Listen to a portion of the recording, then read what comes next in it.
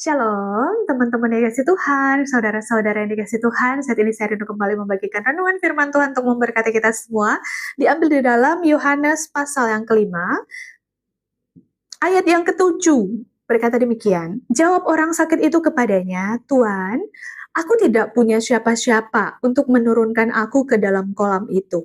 Ketika airnya mulai terguncang, dan sementara aku menuju ke kolam itu, orang lain sudah turun mendahului aku.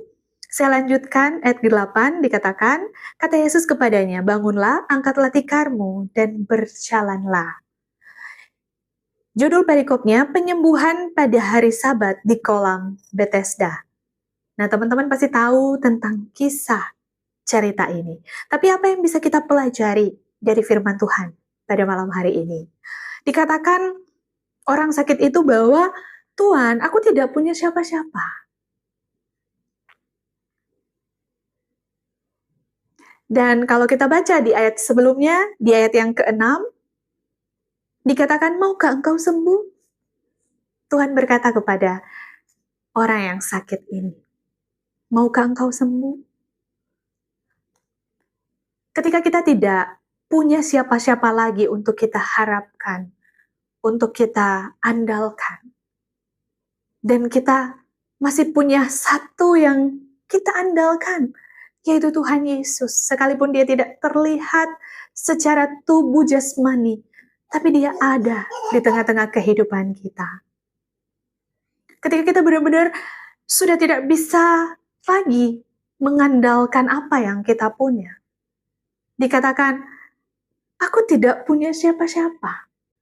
Kalau saat ini kita masih berpikir, saya masih punya orang tua, saya masih punya kenalan, saya masih punya koneksi, saya masih punya uang, saya masih punya pekerjaan, saya masih punya ini, itu, dan seterusnya. Kalau kita masih menaruh kepercayaan kita kepada sesuatu yang bisa kita lihat, tapi belum tentu itu dapat menyelesaikan masalah kita. Kita lupa bahwa kita punya Tuhan. Jadi terkadang ketika ada di dalam titik terendah, ketika kita tidak punya apa-apa lagi, kita tidak punya siapa lagi yang menolong kita, yang ingin membantu kita, barulah kita berseru kepada Tuhan, dan tangan Tuhan akan menolong kita. Jadi kalau kita sampai saat ini masih merasa ada yang bisa membantu hidup kita masih punya orang untuk menolong hidup kita masih berharap kepada manusia, bagaimana tangan Tuhan akan menolong kita? Tuhan masih melihat bahwa kita masih mengandalkan manusia. Kita masih mengandalkan kekuatan kita. Tapi ketika kita tahu dan kita sadari bahwa benar-benar kita tidak punya siapa-siapa lagi. Sama seperti yang orang sakit ini dikatakan, aku tidak punya siapa-siapa untuk menurunkan aku ke dalam kolam itu. Aku tidak punya siapa-siapa untuk membantu aku. Kan menurunkan berarti untuk menolong yang sakit ini untuk masuk ke dalam kolam. Tapi tidak ada yang menolong dia, tidak ada yang membantu dia. Disitulah ketika Tuhan melihat, maka Tuhanlah yang akan menjadi penolong bagi hidup kita. Maka Tuhanlah yang akan memberikan pertolongan untuk hidup kita. Jadi ketika kita merasa tidak ada seorang pun yang dapat menolong kita, tidak ada seorang pun yang dapat mengerti hati dan persoalan kita, andalkanlah Tuhan. Berserulah kepadanya, karena masih ada Tuhan. Jangan sampai berpikiran hal-hal yang tidak baik. Jangan sampai terintimidasi untuk melakukan hal-hal yang tidak berkenan di hadapan Tuhan. Tapi selama masih ada Tuhan, masih ada mujizat.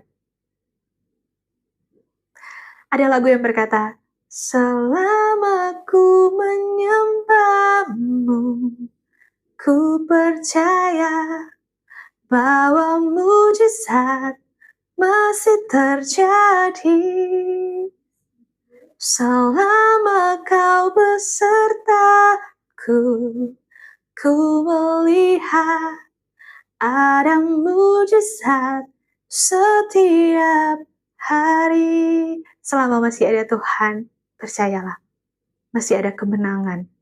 Dia akan memberi kita kekuatan dan masih ada pertolongan Ia akan memampukan kita untuk menjalani kehidupan. Ingat, masih ada Tuhan. Masih ada Tuhan.